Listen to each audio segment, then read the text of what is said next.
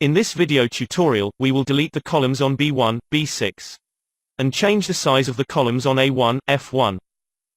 While doing this, we will use the data file used for the last tutorial. Open the Single Level Column Manager.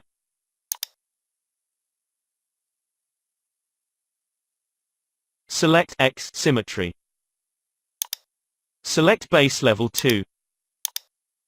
Change the column size at A1 to 600 by 750. Change the offset value to 0. Select None as the column size for B1 and B6 grid points. Hit the OK button.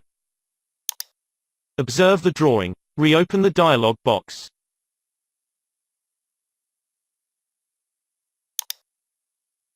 Select Base Level 1. Select None as the column size for B1 and B6 grid points. Click the OK button. Study the drawing.